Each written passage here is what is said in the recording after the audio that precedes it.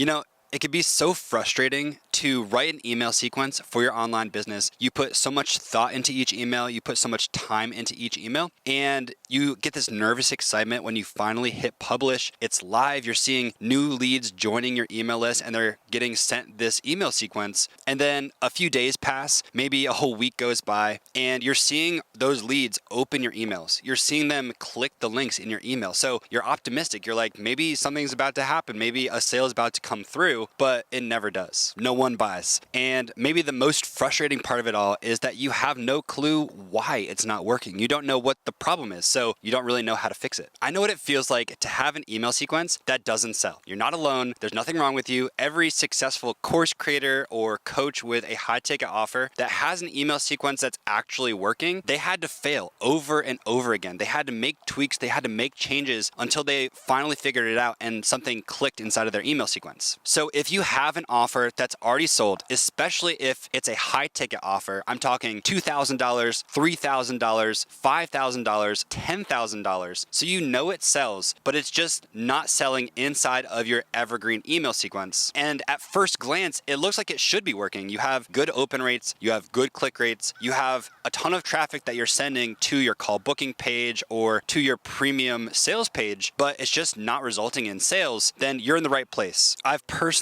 audited hundreds of email funnels for my students over the years. Sometimes it's blaringly obvious what the problem is, and sometimes it's a little more subtle. But I've created an email audit process that I use every time I analyze a new email sequence. I run every single email sequence through 6 different checks that I use to pinpoint exactly what's wrong and why people aren't buying inside of that email sequence. And in this video, I'm gonna walk you step by step through every single one. This is the same process that I use to help my students inside of formal paid funnel audits. They pay me for this information, and I'm gonna give you all 6 of those steps here in this video. Check number 1 is, are you making a strong first impression? Now, all of us, as we write our email sequences, are probably thinking to ourselves, yeah, of course, the answer is yes, I'm making a strong first impression. But I want you to take a minute, be brutally honest with yourself, and ask yourself, are your email subscribers, when they first join your email list, are they gonna remember you in 5 days, in 10 days, just based on what they consume when they first join your email list? Because the truth is, their awareness of you is at its peak when they first join your email list. They just gave you their name, they just gave you their email address, maybe they just purchased a low ticket offer from you. So right now, they know who you are. But are they going to recognize your name in their inbox 5 days from now, 10 days from now? The temptation in all of us is to tweak the subject line in your day 10 email, to completely change the words inside of your day 15 email, to add a new email, right? To make all these different little changes and tweaks to your email sequence. But none of that really matters if you aren't someone that your email subscriber recognizes in their inbox.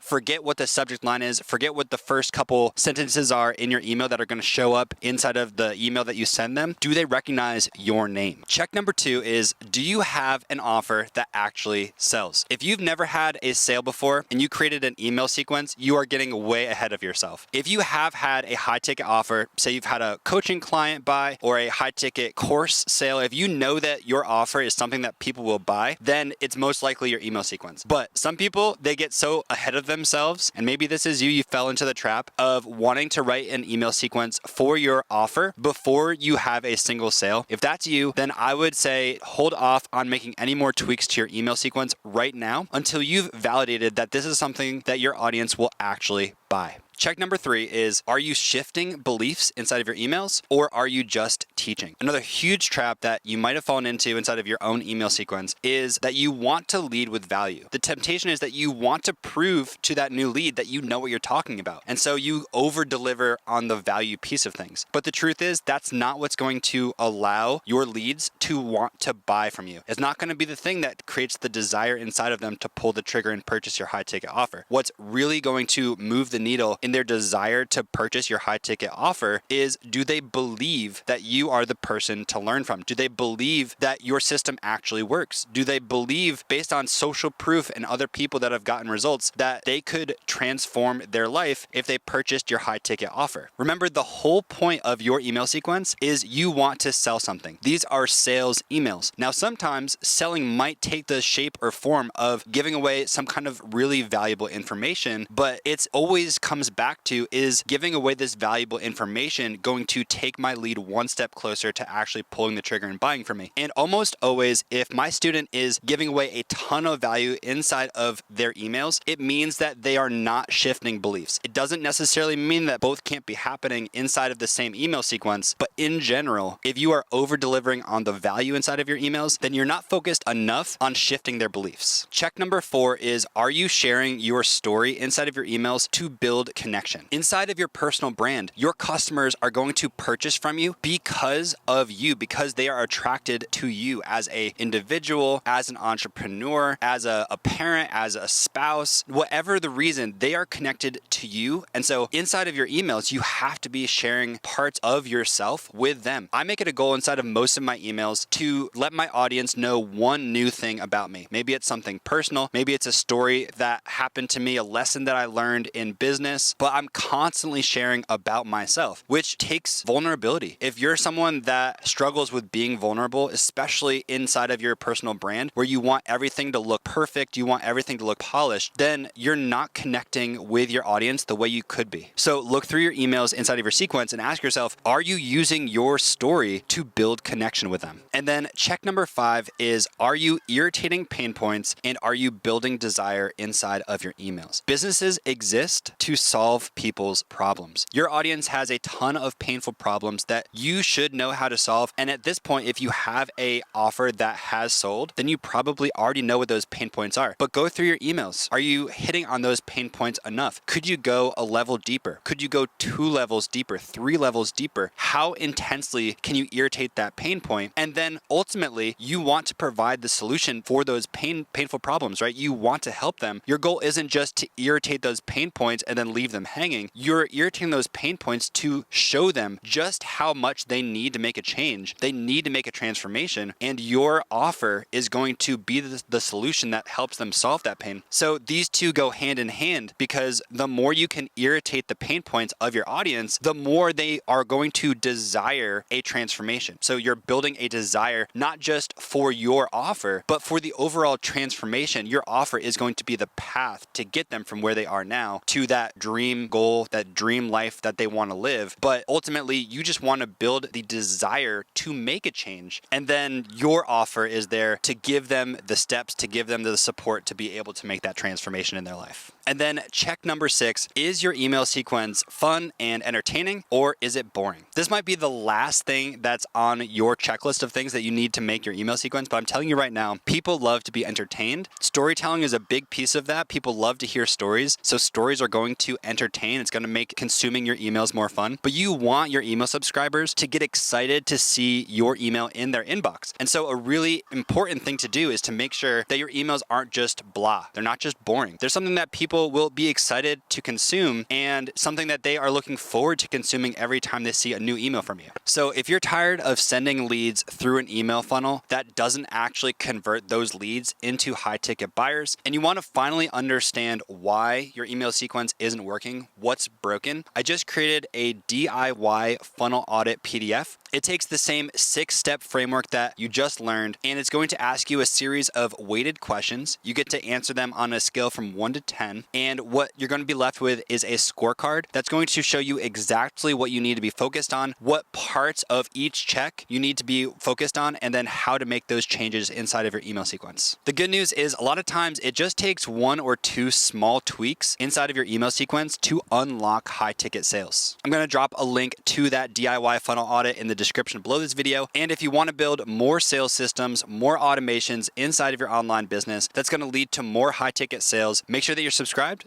and I'll see you for the next video.